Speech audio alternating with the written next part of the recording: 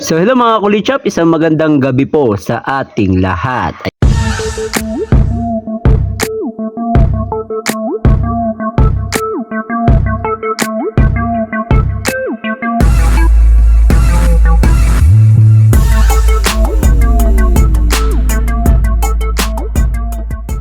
Ayan, nandito po tayo ngayon sa ating Altis. Kasama natin si Zane. Ayan guys, so parang na akong si Boy AC Garage, no? Ayan, joke lang guys. Alright, so magandang gabi po sa ating lahat, ano guys. So matatandaan nyo po guys, last time nagpalit tayo ng ating steering wheel cover. Naglagay tayo ng steering wheel cover made of silicone. Ayan, so matagal-tagal na natin ginamit ito at wala naman ako naging problema. Hanggang ngayon ay okay na okay pa. Ayan, kung mapapansin nyo na guys. So kaya lang, pag ako'y lumiliko, meron akong nagiging issue. So napakaliit na issue lang naman guys. So pag lumiliko ako, medyo minsan nadi-disalign siya. Natatanggal siya kasi malambot lang to guys eh. Ayan, malambot lang. So every time na lumiliko ako, so iniikot natin yung ating steering wheel, medyo nadi-disalign siya, natatanggal. Yun, medyo kumukulubot. Ayan, tapos so kailangan nating iayos. Pero all in all naman guys, wala talaga ako naging problema dito sa ating steering wheel cover na silicone, no? Tapos ang tagal talaga natin ginagamit, wala naman tayo nagiging problema. At napoprotektahan naman niya yung ating steering wheel. So kaya lang guys, ayun, kanina nagpunta kami ng DIY. Alam naman natin sa DIY store, meron tayong mga nakikita mga steering wheel cover doon. Pero especially nagpunta kami kanina sa Stadium sa Naik. Ayan. At may nakita akong DIY doon, so nagtingin-tingin ako ng mga steering wheel cover. So usually ang mga price range nila is nasa 250, 300, 400, 600 ano. Depende sa klase. So habang ako nag-iikot-ikot, ayan, doon ko lang nakita dito sa Stadium ano, merong portion doon na malayo doon sa mga steering wheel cover, nasa bandang sulok siya. At nakita ko may mga naka-display ding steering wheel cover. So nagtingin-tingin ako ng mga steering wheel cover, sa tingin ko parang mga old stocks na sila. At pag-check ko nga dun sa isang steering wheel cover is naka-less siya, no? So yung una ko tinignan is yung tig to 265. So pag-scan ko dun sa presyo, naging 165 ano na lang. So ang ginawa ko is kumuha ako ng maraming steering wheel cover dun sa part na nasa sulok. Tapos isa-isa ko siyang siniscan. Ayan. So tsaka tinignan ko rin syempre yung ating quality, no? Kasi yung ibang mga old stock isang piraso na lang, tapos may mga damages kasi napagpilian na siya. So ang napili ko guys is eto. Ayan. So NCS na steering wheel cover, kung mapapansin nyo, ayan, leatherette style siya. Ang ganda naman, pure black lang to, no? So yung isa kong pinagpipilian is 265 pesos na naging 165 pesos na lang. So kaya lang nakita ko yung isa, nag-iisa na lang siya, nakita ko siya meron damage sa stitch. Ayun. So kaya ito naman yung sumunod kong tiningnan. Ito naman is tig 210, tapos naging 109 na lang siya. Ayan. So ganun yung presyuhan niya doon. So although old stock siya at nag-iisang piraso na rin to, ayun, maganda naman yung stitches niya, wala naman siyang damage. So meron pa dong iba na mga steering wheel cover, pero ito yung pinaka gusto ko, pinaka simple kasi yung design niya. So bigyan ko lang kayo ng insight dito. So ayan naman, meron siyang direction kung paano siya kinakabit. And then sabi dito, they use best rubber material in the interior of the product. So it has better stretch and elasticity. So pag tayo nag-i-install dito sa ating mga steering wheel, maganda yung stretchable para hindi siya nabibitak, no, pagka atin siyang in-stretch dyan sa ating steering wheel. Tapos ganda rin yung material niya, best rubber material for environmental protection. Ayan, ito yung mga car models na pwede. May Proton, may Toyota, Honda, Nissan, Mazda. So nakita ko dito meron siyang Corolla, Altis, Vios, ayan, Innova, Camry, Hyundai Sonata, Isuzu D-Max, Triton, Ford Ranger. Ayan. So made from China pero distributed sa Philippines.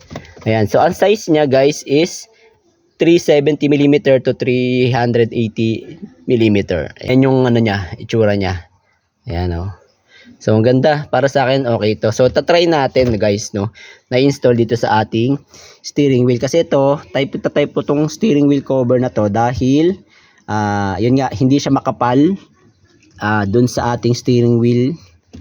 Naka-fit naman siya ng maayos. Sakto lang siya sa steering wheel natin. Hindi yung bulky na pag hinawakan natin. So, yun yung pinakagusto sa kanya. Tapos, stretchable. Hindi rin siya basta-basta nasisira. Problema nga lang dito, pag nagliko tayong ganan, di ba, minsan diniliko natin gamit yung ating kamay, nayuyukot siya, nayuyukot-yukot ng konti, meron na natatanggal siya ng konti sa ating steering wheel. Hindi naman siya totally natatanggal, pero nayuyukot, so nagiging abala sa pag-drive natin. Okay, so tanggalin lang natin to guys, try nating ikabit. So ganito lang ito, parang interior. Ayan.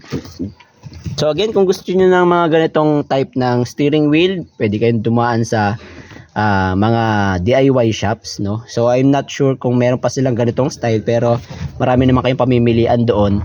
And then also, yun nga, sa budget lang tayo kasi 100 plus lang to. So meron doon mga premium talaga quality, mga mas mamahalin, ano? Ayan. So alam niyo naman, doon tayo lang sa mura lang tayo. Okay, so try nating ikabit kung mag-fit siya. So yan, tatagalin lang natin tong karton sa gitna.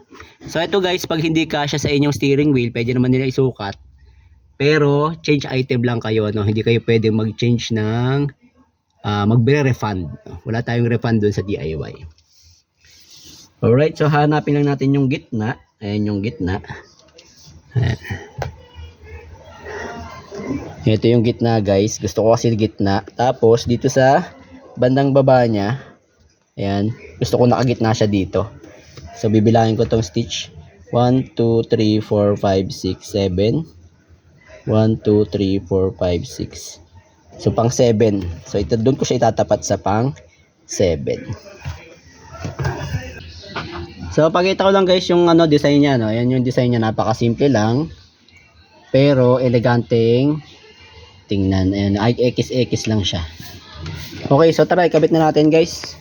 Okay, so para may kabit natin guys, so tatapat ko lang tong nasa gitna, no, sa ilalim. Yan.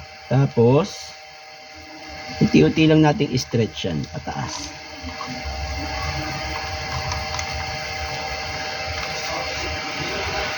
So yan, isalpak lang natin ganyan. 1, 2, 3, 4, 5, 6, 7. Gitna lang natin. Ayan. Tapos, unti-unti nating ipasok sa mga gilid. Ayan. So, yung iba ang ginagawa mula taas, pababa. So, ako naman mula baba, pataas. Ayan. Unti-unti nating ipasok. Ayan.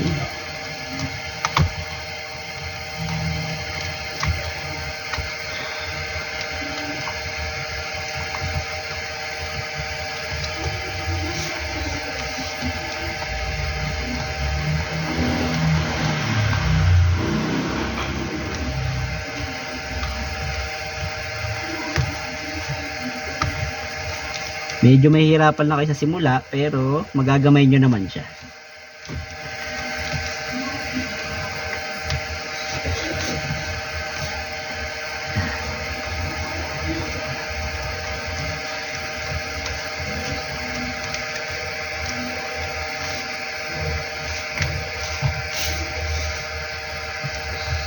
Medyo mahirap nga lang. Yan, tapos fit nyo lang ng maayos pag na-swak na natin. So pwede nyo siyang i-twist ng ganito. So i-twist nyo lang guys, ganyan, para makuha nyo yung center. Yan. So pag all fitted na siya, kayo na yung bahala sa fitment nya. Yan. So ayan na, ganyan na kaganda yung ating. Yan. So ganyan kaganda yung ating steering wheel cover, no? Yan. So salamat kay Zane na nag-video. Galing-galing niya na mag-video ngayon, guys, 'di ba? Kayang-kaya niya na mag-video. Ano, 'di ba? Oh, very good ba, Zane? So ayan, no, ang ganda ng ating steering wheel cover. Ayan. So yun nga lang guys, talaga medyo bulky siya.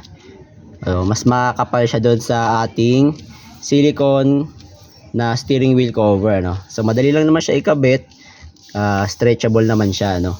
Pwede nating itago tong ating silicone steering wheel cover, or ayan, naisip ko tuloy.